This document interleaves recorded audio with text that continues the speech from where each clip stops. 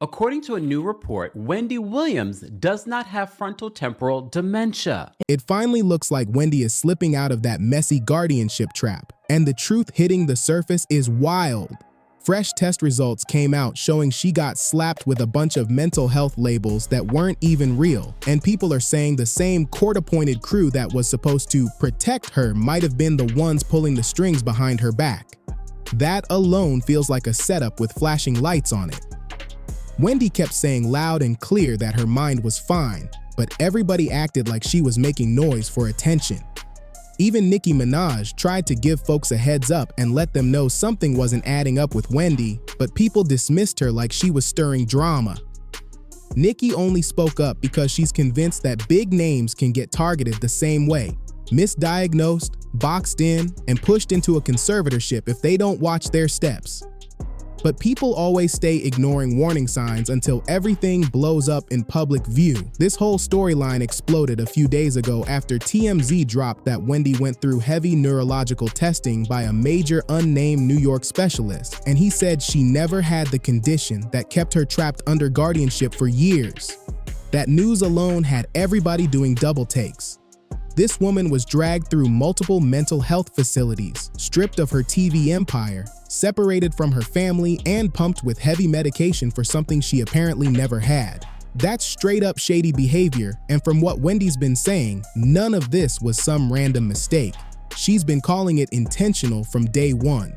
Wendy claims the whole mess ties back to Wells Fargo, saying they wanted control of her money and pushed the court for a guardian to take over her life. They were the ones who kicked this off, claiming she couldn't handle her finances and was at risk.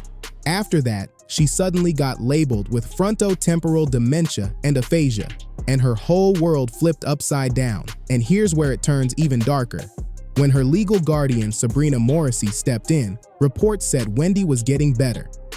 So how does someone go from doing well to suddenly having multiple serious conditions the second a new team takes over? Even her son Kevin Jr. wasn't buying that story. He jumped under a Shade Room post about her diagnosis and said the whole situation didn't make sense at all. He also shared that Wendy's doctor said her dementia was alcohol-induced, but her team was still letting her drink like nothing mattered. On top of that, they cut her off from her loved ones, so nobody knew what was happening or where she even was at certain times. That kind of isolation is suspicious no matter how you look at it.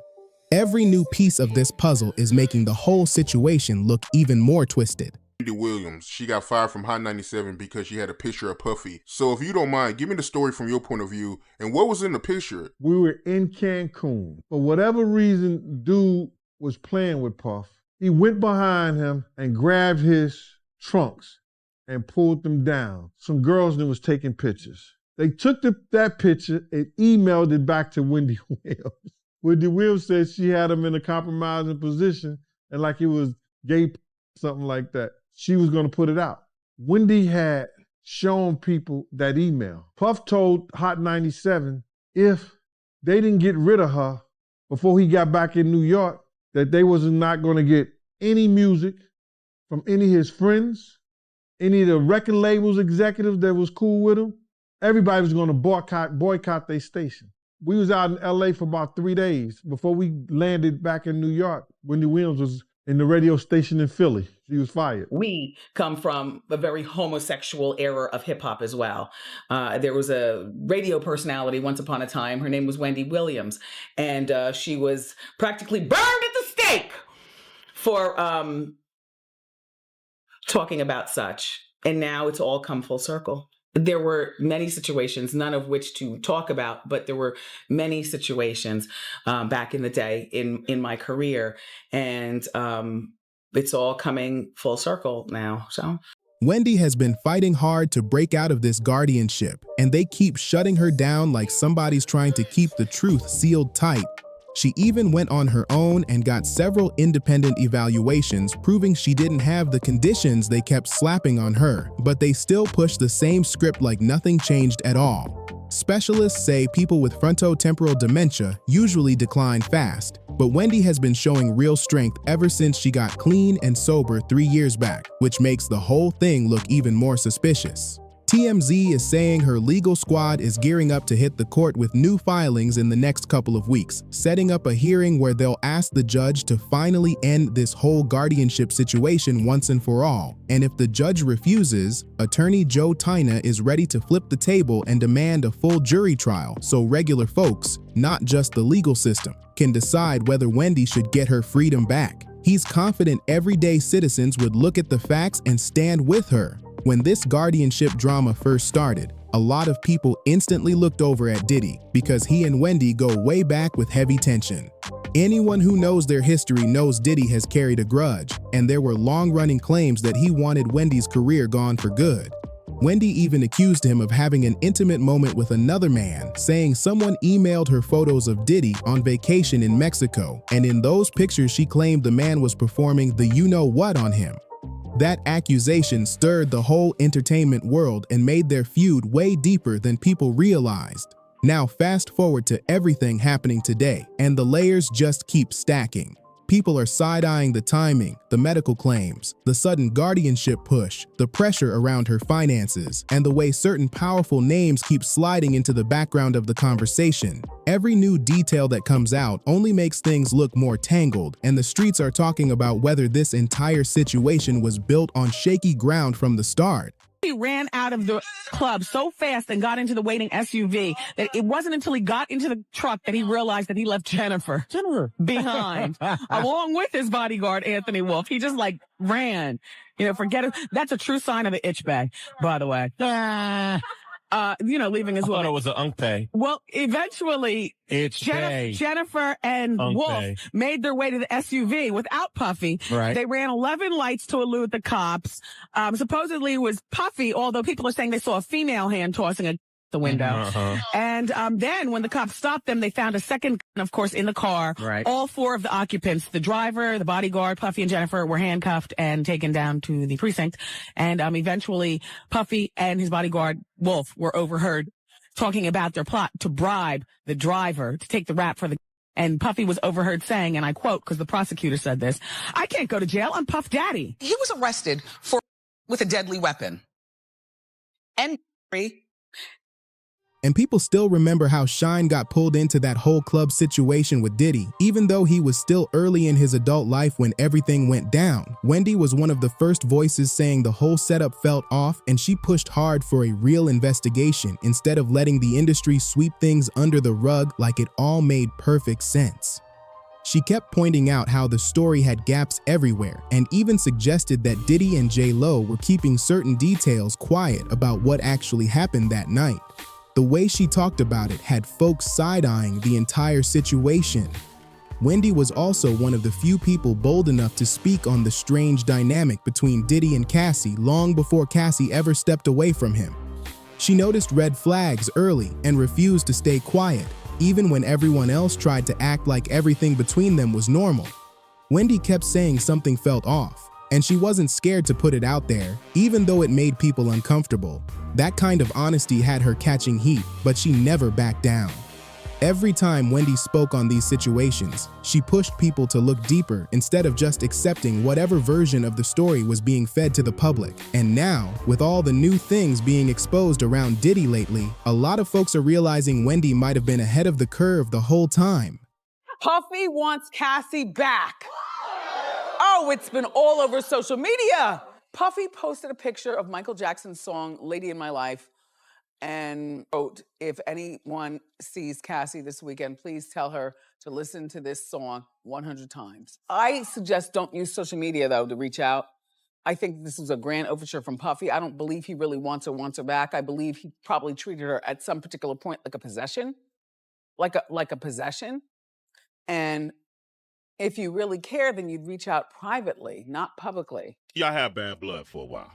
Real bad. Real bad blood. The worst blood. The worst blood. You almost wanted to run you out of New York at one point, right? Well, not run, push you out of New York at one point. He had you ran out. You give him full credit for that? Okay, cool. He had you ran out of New York. Things got so tense between them that people still believe Diddy tried to shake Wendy a little by bringing up her son during an interview.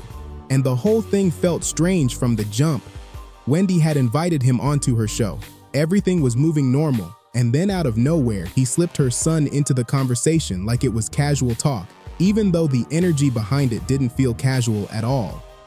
The second he mentioned it, you could see Wendy's whole posture change because she could tell that comment didn't come from a friendly place.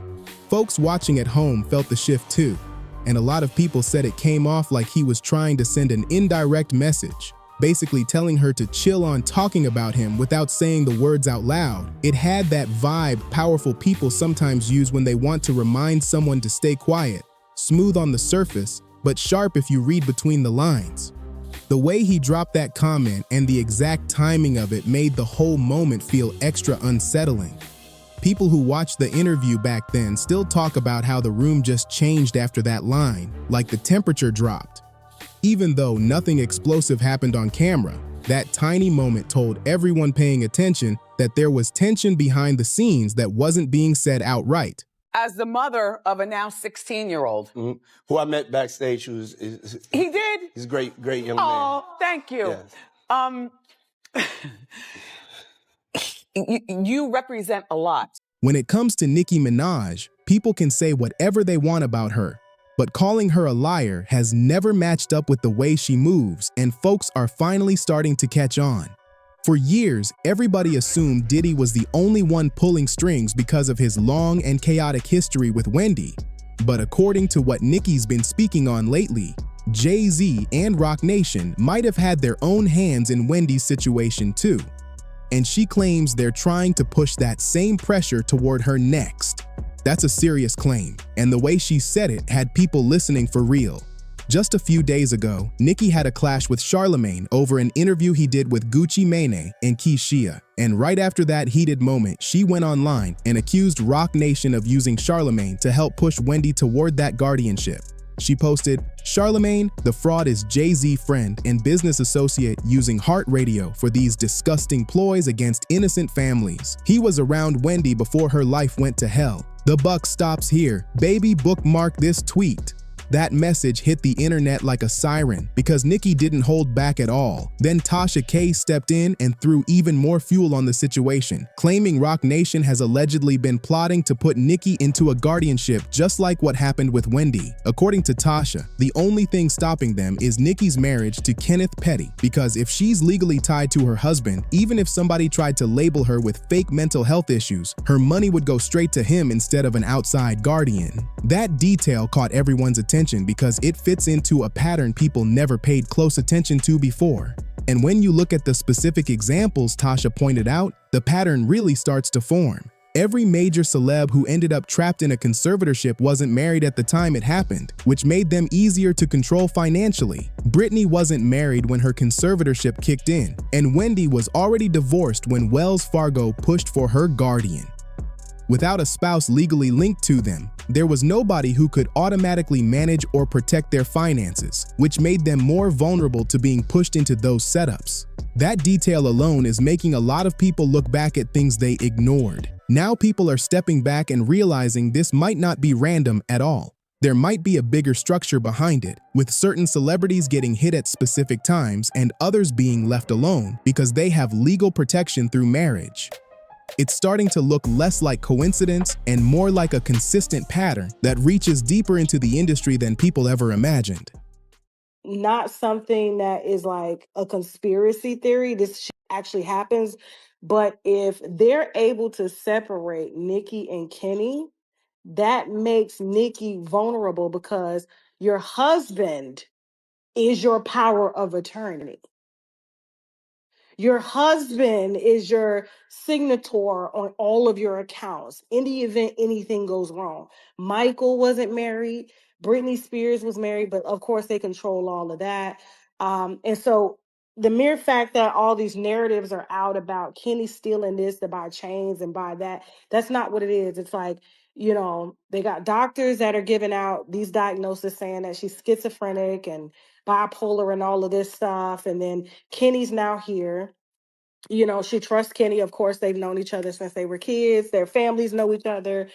And so Kenny is just in the way. And so what do? You create narratives to try to separate, because if you separate, then you can divide and conquer. And so that's what it's about. You know, she's going into her latter years, and, you know, there's a lot of money on the line and she's worth a lot, but Kenny is in the way. And so, um, yeah, I mean, look at what they're doing to Wendy Williams. Had Wendy would have still been with Kelvin, they wouldn't have been able to put her under a conservatorship because she has a husband. So, you know, and like I said, there was only one that was accused of stealing. We're gonna leave it at that. People online were fired up, snapping back with comments like, "Stop twisting my words," and making it crystal clear that Nicki Minaj does not have schizophrenia. They kept calling out how the industry once tried to 5150 Kanye over bipolar disorder, which is a mood condition, not something that makes a person incapable, and then swooped in on his assets just because he was speaking his mind. Meanwhile, Wendy was sitting in a luxury medical suite while her legal team handled her money like it was theirs to move around. The double standard had the internet heated. Michael Jackson is gone. Britney Spears had to literally leave the country just to find peace after years trapped under a conservatorship, and people kept asking the same question: what part don't people understand?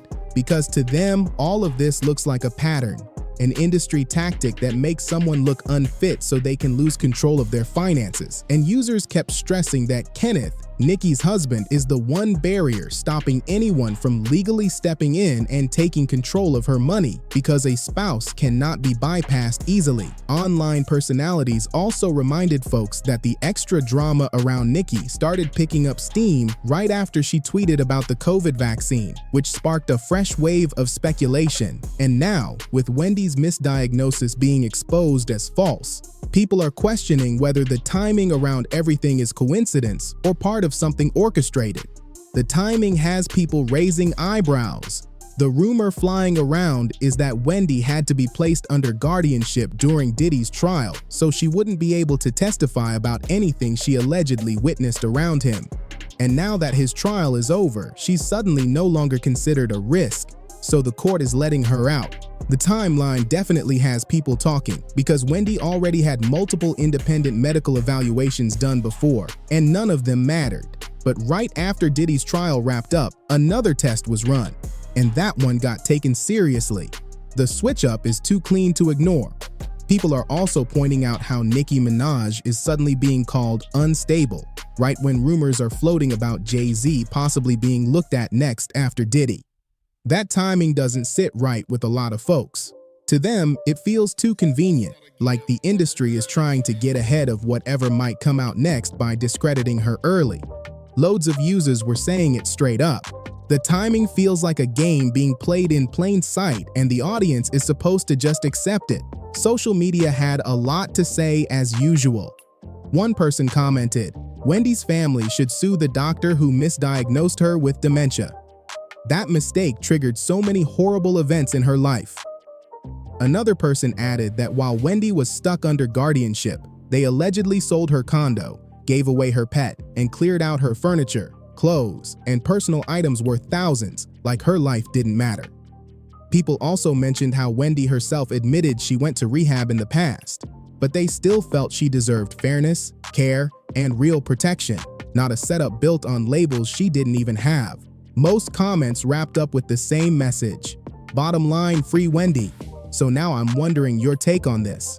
Do you think Wendy finally getting out of her guardianship was overdue, or does the timing make the situation feel even more suspicious?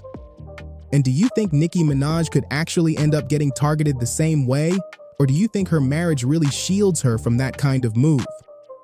Tell me what you think. And whenever you're set, I've got another wild story waiting.